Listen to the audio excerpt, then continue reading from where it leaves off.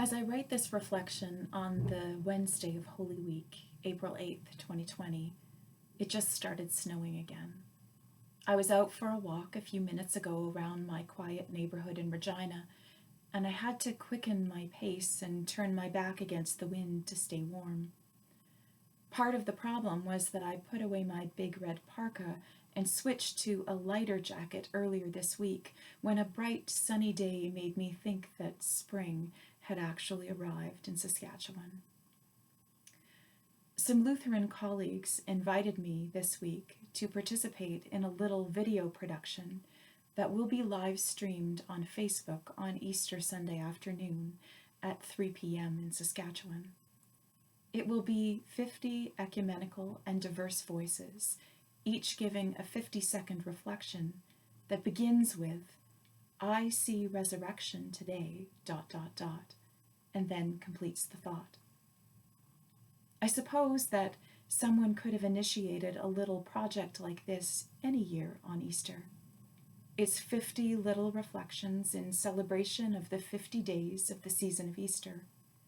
But somehow this year, with this situation that we're in because of the coronavirus and the COVID-19 pandemic, there seems to be a particular need for people of faith to look for signs of hope and new life and resurrection. We need to name them and to share them with each other and with the struggling world in which we live. From the very first Easter morning, that's what Jesus' disciples started doing. When their lives had been turned upside down, when they were devastated by violence, loss, and grief, two women named Mary, who were friends and followers of Jesus, went to the tomb where he had been buried 2 days earlier. Ask 10 Christians why the women went to the tomb that Easter morning, and 9 will tell you that they brought spices to anoint Jesus' corpse. But that's not the story that Matthew's gospel tells. Yes, Mark and Luke mention spices and anointing. For them, the women do go to the tomb because they think Jesus is dead, and they need to make sure that his body is properly prepared for an appropriate burial. But have you ever noticed that in the Gospel according to Matthew, the women go to the tomb because they think Jesus is alive? In Matthew 28:1, Mary Magdalene and the other Mary don't go to embalm a body, but rather to see the tomb. The Salt lectionary commentary explains that the Greek word here for to see means to look at, but also to discern, to contemplate, to analyze or understand. These women are in the midst of an unprecedented crisis, the kind of thing that they have never had to deal with before. Their leader has been killed. Their group has been dispersed. Who knows how much danger the rest of them are in? And the future of their community and their mission is a big question mark at best. But these women have been paying attention to Jesus' teaching. And even if they didn't completely understand it at the time, they remember what he said. He must go to Jerusalem and undergo great suffering and be killed, and on the 3rd day be raised. And so they go to see the tomb, to look with eyes of faith for resurrection. They go with great expectation because they haven't given up on God yet. They see the tomb, they see it open, they see an angel, and then they see Jesus himself. They worship him, and then they go again as he sends them to tell the others what they have seen. I've heard some people talking about how different this Easter season is going to feel. It's one thing to have a pandemic during Lent, but how can we celebrate Easter without gathering, without communion, without choirs and passing the peace and sharing food in community?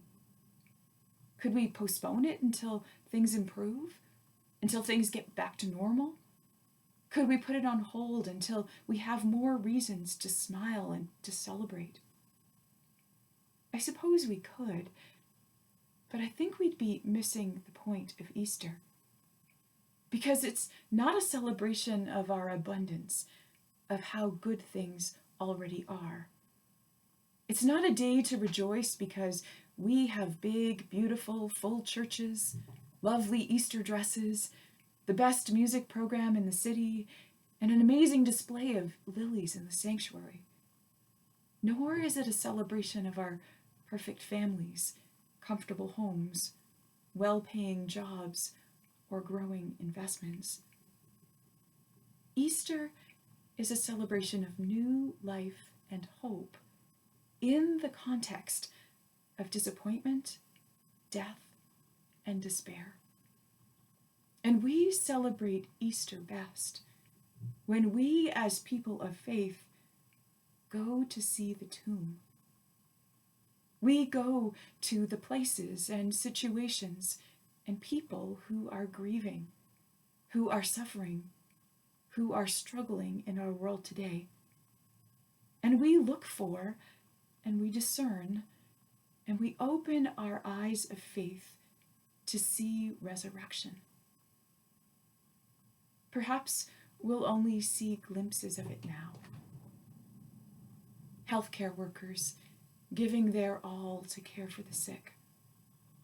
Community leaders dedicated to protecting the vulnerable and assisting those in need. Neighbors helping each other out with groceries and other supplies. Strangers leaving encouraging messages in chalk on the sidewalks. Researchers working diligently to find effective treatments and a vaccine for this terrible virus. We can see resurrection today in all of these things and more. These signs, even in the context of the ongoing pandemic, give us hope and confidence that this season of struggle will come to an end. A new season of joy is coming. It is possible that I may need to give in to the weather and put on my parka or even my winter boots when I go out again tomorrow. But I know that within a few days or a few weeks at the most, the winter will come to an end. Spring and then summer are on their way, and I'm living in expectation of the sunshine and the warmth that will come with them. I already see signs of spring. The days are getting longer, the snow is mostly melted, and last year's grass is appearing. Birds are out and chirping away, and some of the jackrabbits in my neighborhood are beginning to look a little less white and a little more brown. Soon there will be buds on the trees, and then leaves and flowers will appear, and I'll be wearing my sun hat and sandals again when I go out walking. I love the way Natalie Sleeth uses the signs of spring to encourage us in faith. In the midst of our current darkness, struggle, and grief, God is bringing about a season of new life, joy, and resurrection.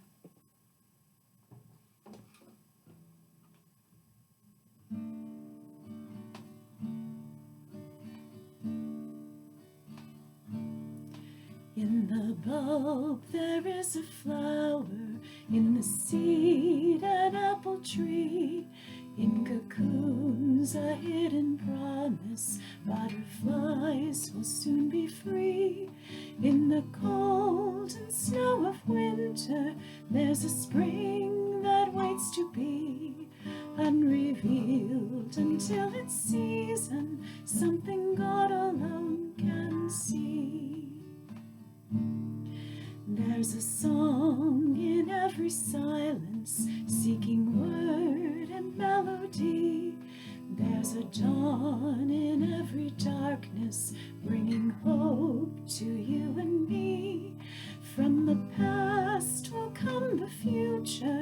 but it holds a mystery unrevealed until its season, something God alone can see. In our end is our beginning, in our time infinity. In our doubt there is believing, in our life eternity. In our death a resurrection, at the last a victory. Unrevealed until its season, something God alone can see. Unrevealed until its season, something God alone can see. Like a child intently watching a cocoon, so as not to miss the emergence of the butterfly, our job is to go and see the tomb, to look for signs of resurrection and glimpses of Jesus himself. During these 50 days of the season of Easter, may we also go and tell the others what we have seen.